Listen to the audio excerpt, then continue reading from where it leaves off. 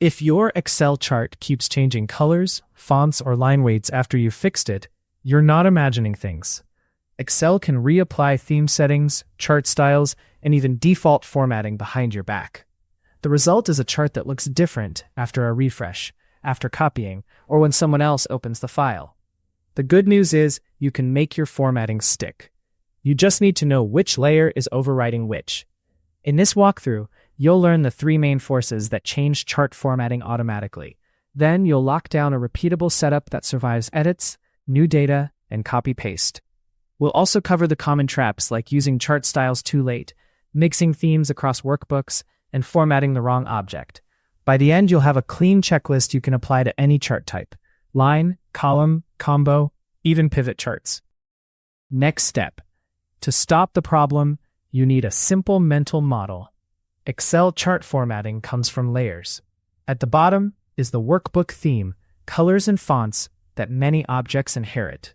On top of that are chart styles, which apply a bundle of settings in one click.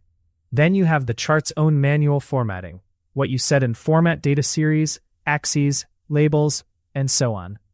Finally, there are special cases like pivot charts and linked charts that can re-render based on the source. When your chart changes, it's usually because a higher priority layer got applied after your manual edits, or you formatted one element but Excel recreated that element during a refresh. Once you can name the layer that's responsible, the fix becomes straightforward. You either set the correct theme first, stop style reapplication, or you format the right object in the right order. Next step. Let's start with the most common culprit: themes. A theme is not just a background color choice. It defines a full color palette and two font families, plus effects. Many chart elements are theme-aware, meaning they reference accent 1 or heading font instead of a fixed RGB color or a specific font name. That's great for consistency, but it's also why a chart can change when you paste it into another workbook, or when someone applies a different theme to the file. Your chart didn't forget your formatting. It simply inherited a new definition for accent 1, accent 2, and so on. If you want stability across files, you either standardize the theme across workbooks, or you deliberately use fixed colors and fonts for critical elements. The key is deciding which parts should follow the theme, and which parts must be locked. Next step. Here's a fast way to diagnose a theme override. If multiple charts shift together, same new colors, same new fonts, that's almost always a theme change, not a random chart bug. Another clue is when a series color changes to a different accent shade, but stays consistent across the workbook. The fix is to set the correct theme before you do detailed formatting.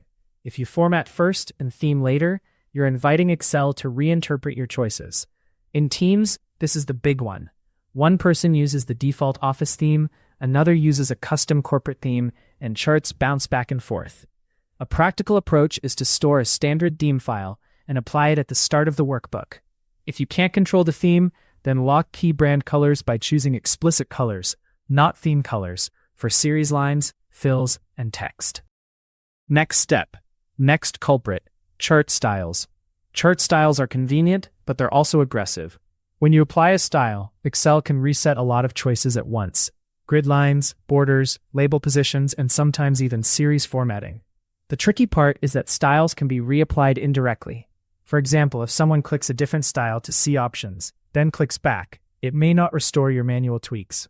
Styles are best used early, as a starting point, not late as a finishing touch. If your chart keeps drifting, pick a style once, then do your detailed formatting afterward. And if you're copying charts, be careful with paste options. Some paste choices bring the destination theme and style rules with them. If you want the chart to look identical, you need a paste method that preserves source formatting. Next step. A huge source of frustration is formatting the wrong object. Excel charts have layers inside the chart: the chart area, plot area, each data series, each data point, the axis, the labels, and the legend. If you format the chart area, you might think you changed the plot area. If you format one data point, you might think you changed the whole series. Then, when new data arrives, Excel creates new points with default formatting, and your chart looks like it changed. The fix is to be deliberate. When you want consistency, format the series, not individual points. When you want a stable background, format the plot area, not just the chart area. And when you want stable text, format the specific element, axis labels, or data labels, rather than relying on a style. Precision here prevents mystery changes later. Next step.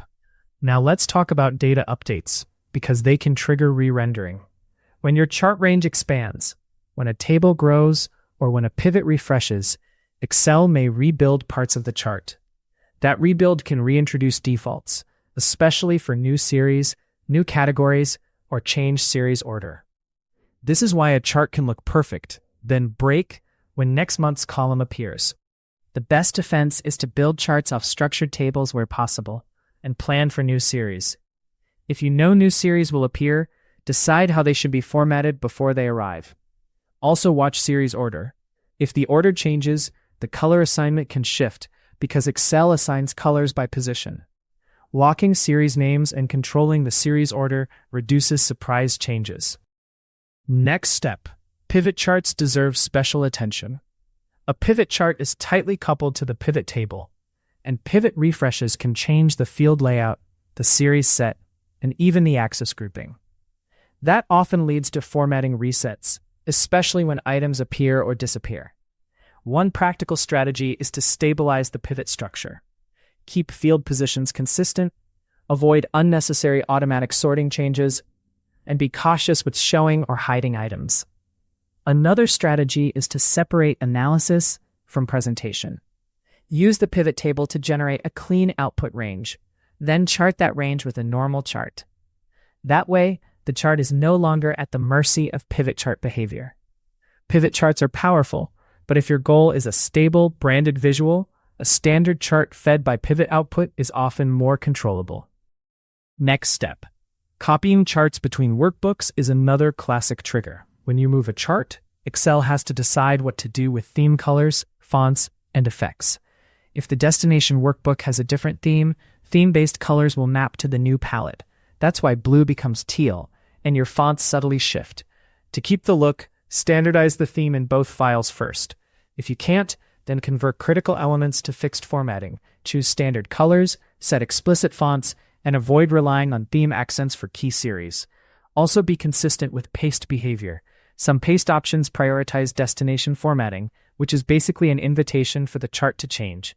If you're building a reporting pack, consider keeping charts in a single template workbook and linking data in, rather than moving charts around. Next step. Let's make this actionable with a reliable order of operations. Step 1. Set the workbook theme you want before you build charts. Step 2. Insert the chart and choose a chart style as a starting baseline. Step 3. Do structural chart choices, chart type, axis scale, number formats, and label positions. Step 4. Apply your brand formatting, series colors, line widths, marker sizes, and typography. Step 5. Test the stress cases. Add a new row of data, add a new series, refresh if it's pivot-based, and copy the chart to a new sheet. If anything changes, you now know which layer is responsible. This order prevents you from doing detailed formatting that gets overwritten later. It also makes your process repeatable, which matters when you have multiple charts that must match. Next step. If you want long-term consistency, create a chart template. A chart template captures many formatting choices, so you can apply them to new charts quickly. The key is to build the template from a chart that already uses the correct theme and the right kind of formatting, series-level formatting, stable fonts, and intentional axis settings. Then, save it as a chart template and apply it whenever you create a new chart. This reduces the temptation to click random styles, and it makes charts consistent across a workbook. One caution, templates can still be influenced by the destination theme if you rely on theme colors. So if brand accuracy is critical, use fixed colors for series in the template. Think of templates as your known good starting point that prevents drift over time. Next step. Now for a few sneaky settings that cause confusion. Number formats can appear to reset when the axis scale changes, or when Excel decides to switch between thousands and millions. So set number formats explicitly on axes and labels. Grid lines and borders can also reappear when a style is reapplied, so treat them as a final pass item. Another common issue is that people format a chart while it's selected in a way that targets the wrong element. If you notice changes not sticking, Slow down and confirm what you selected before formatting. Finally, if multiple people edit the file, agree on a shared theme and a shared template. Most Excel keeps changing my chart problems are really multiple defaults are fighting each other. Your job is to remove the fight. Next step. Here's a practical checklist you can use every time. First, confirm the workbook theme is correct. Second, avoid reapplying chart styles after you've done manual formatting. Third, format at the series level for consistency, not at the point level. Fourth, control series order so colors don't rotate when data changes. Fifth, if you're using a pivot chart and it keeps resetting, consider charting pivot output instead. Sixth, use a chart template for repeatability. And last, test the chart by forcing the changes that usually break it. Refresh, add data, copy to another workbook.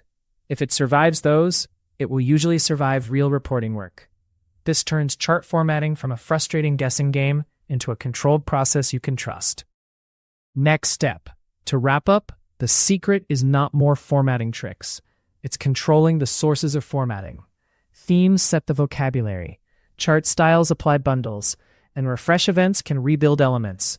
Once you put those in the right order, your manual edits stop getting overwritten. If you want, take one chart that keeps misbehaving and run the checklist from the last slide. You'll usually find the culprit within a couple of minutes. If you found this helpful, subscribe for more practical Excel workflows that reduce busy work and make outputs consistent. And for a quick gut check, leave a comment with your situation. Is your formatting changing more because of themes or because of pivot refreshes, A or B?